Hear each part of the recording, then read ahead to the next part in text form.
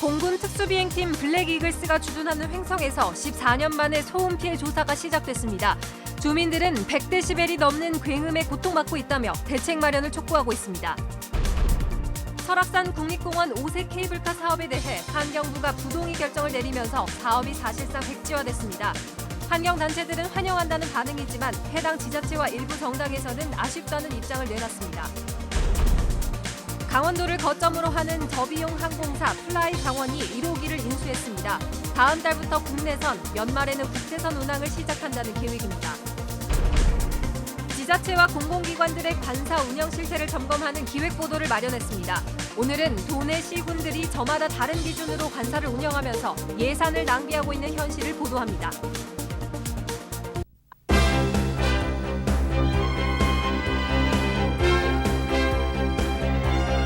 안녕하십니까? 뉴스데스크 원주입니다. 특수비행팀인 블랙이글스가 제8 전투비행단에 주둔하면서 횡성 주민들이 극심한 소음 피해를 호소하고 있는데요. 횡성군이 소음 실태 조사를 해봤더니 블랙이글스가 한번 뜨면 100데시벨이 넘는 소음이 기본이었습니다. 김진아 기자입니다. 8대의 전투기가 상공을 가르며 화려한 고개 비행을 뽐내는 블랙이글스. 하지만 횡성 주민들에겐 공포의 대상입니다. 오전과 오후 한 차례씩 블랙이글스 훈련 시간 40분은 전쟁이 난 듯 굉음이 쉬지 않고 울려댑니다. 전투기가 이륙하고 하강할 때마다 순간 소음은 105데시벨까지 치솟습니다. 일반 주택에서도 100데시벨 이상의 소음이 측정되고 있는데요. 이렇게 외치는 소리도 제대로 들리지 않고 있습니다. 블랙이글스가 아닌 일반 전투기도 오전에만 30차례 이륙했습니다. 10년 넘게 TV 시청이나 전화통화 등 일상생활조차 힘들 정도의 소음에 시달려온 주민들은 난청을 호소하기도 합니다. 생활하는 게 아시다시피 지금 전화 소리도 못 들어요. 막 불편한 말도 못해요. 횡성군은 블랙이글스 이전이 여의치 않다면 고통분담 차원에서 공군 기지별로 순회 주둔할 것을 군에 수차례 요청했지만 받아들여지지 않았습니다. 횡성군은 전투기 엔진 출력이 높아지고 블랙이글스 주둔으로 소음 정도와 피해 지역이 확대됐을 것으로 예상됨에 따라 14년 만에 소음 피해 실태 조사에 들어갔습니다. 피해 대책을 마련할 계획이 있습니다. 또한 횡성 국민이 항공기 소음 피해에 대해서 소송을 원하신다면 기초 자료로 제공될 예정입니다.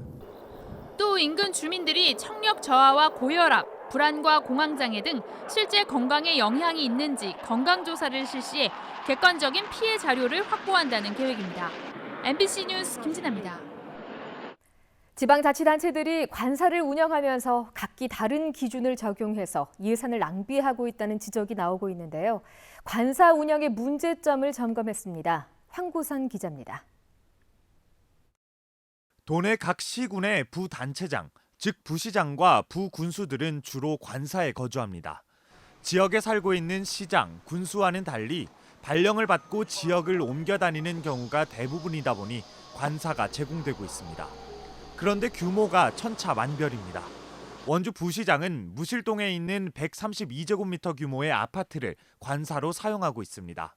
횡성 부군수 관사는 117제곱미터, 영월은 83제곱미터, 평창 부군수 관사의 경우 73제곱미터로 원주 부시장 관사의 절반 정도입니다.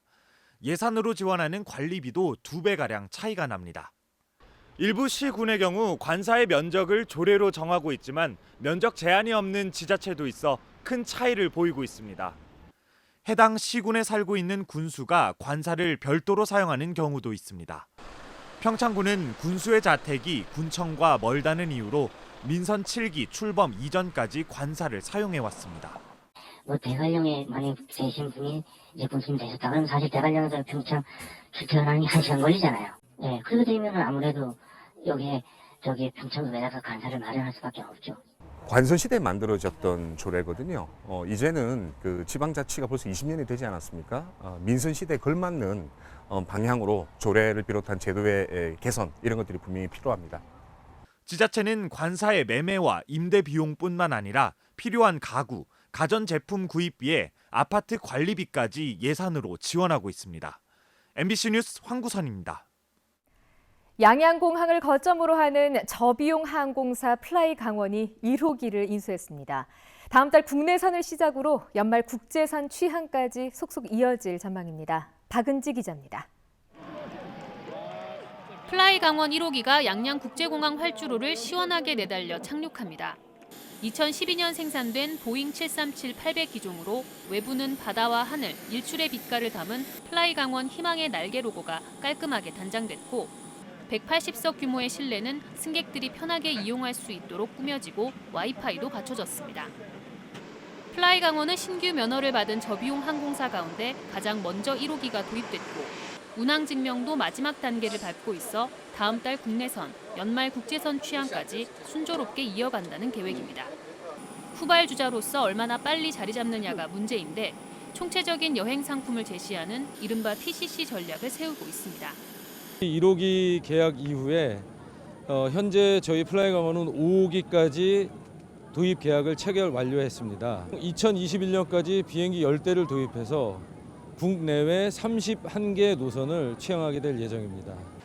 플라이강원이 제시한 외국 관광객 중심의 인바운드 관광 활성화를 위해 강원도와 양양군도 행정, 재정적 지원에 전방위적으로 나선다는 방침입니다. 우리 강원도가 모객 행위는 물론 경영적인 지원에도 행정적, 재정적 지원을 최선을 다해서 지원해서 조기에 경영이 안정될 수 있도록 지원하겠습니다.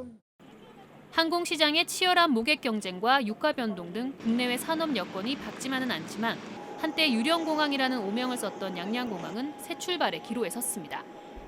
플라이강원 1호기 인수를 시작으로 양양국제공항을 거점으로 하는 강원 관광의 재도약 행보가 본격적으로 빨라질 전망입니다. MBC 뉴스 박은지입니다.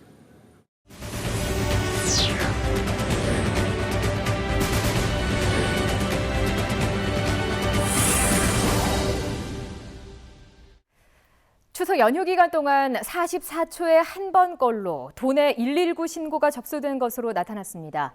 강원도 소방본부에 따르면 연휴 첫날인 지난 12일부터 어제까지 접수된 119 신고는 모두 7,870건으로 44초에 한 번 신고가 들어왔습니다. 주요 신고로는 약국과 병의원 안내 등 의료 상담이 2,388건으로 30%를 차지했고 질병과 낙상 등 구급 건수가 17%, 교통사고 등 사고로 인한 구조 건수가 2%로 집계됐습니다. 도내 5개 지역의 송전탑 반대 대책위원회가 모레 도청 앞에서 강원도 송전탑 반대 대책위원회 출범식을 열고 송전선로 백지화에 함께 힘쓰기로 했습니다. 이번 출범식은 그동안 횡성, 영월, 평창, 정선, 홍천 등 지역별로 진행됐던 동해안 신가평 송전탑 반대 움직임이 도 차원의 공동대응으로 바뀌는 신호탄이 될 것으로 보입니다. 대책위원회는 정부와 한전이 부당하게 입지선정위원회를 구성하고 주민들 모르게 회의를 진행했다며 이 상황을 강원도 전체에 알리고 공동대응하기 위해 도 차원의 대책위원회를 구성하게 됐다고 전했습니다. 도로 상황에 따라서 차량 혼잡도를 분석해서 효율적인 신호체계를 운영하는 지능형 교통체계 구축 사업이 본격적으로 추진됩니다. 원주시는 국토교통부의 공모 등을 통해 모두 35억 원의 사업비를 확보하고 혁신 기업도시 주요 도로와 시청로에 영상 검지기, 스마트 교차로, 교통관제 CCTV, 외곽지역 감응 신호 등을 설치하는 지능형 교통체계를 구축합니다. 서원대로와 북원로 일대의 교통관제 CCTV와 교통정보 수집 장비, 주차정보 시스템 설치 사업도 함께 추진합니다. 태풍 링링 때문에 전면적으로 취소됐던 제12회 강원도 학교 스포츠클럽 축제가 오는 21일부터 11월 2일까지 열립니다. 강원도 교육청은 청와대 청원이 올라오는 등 학생들의 참가 요청이 잇따르자 학교와 지역사회가 합의해 대회를 재개하기로 결정했다고 밝혔습니다. 대회는 기존의 철원에서 열릴 예정이었지만 경기장 확보를 위해서 원주, 평창, 충천, 강릉 등 6개 시군에서 분산 개최됩니다. 이에 따라 축구, 배구, 치어리딩과 창작 댄스 등 12개 종목 300여 팀이 갈고 닦은 기량을 펼칠 수 있게 됐습니다. 수년간 찬반 논란이 이어진 설악산 국립공원 오색 케이블카 사업에 대해 환경부가 부동의 결정을 내리면서 사업이 사실상 백지화됐습니다. 원주지방환경청은 설악산의 자연환경, 생태경관, 생물 다양성 등에 미치는 영향과 설악산 국립공원 계획 변경, 부대 조건 이행 방안 등을 검토한 결과 사업 시행 시 부정적인 영향이 우려되고 환경적인 측면에서 바람직하지 않아서 부동의한다고 밝혔습니다. 환경청은 환경영향 갈등 조정협의회와 전문기관의 검토에서도 부정적인 의견이 많았다고 덧붙였습니다. 이번 결정과 관련해 민주당과 한국당은 유감의 뜻을, 정의당은 환영한다는 입장을 밝혀 도내 정치권의 반응은 엇갈렸습니다.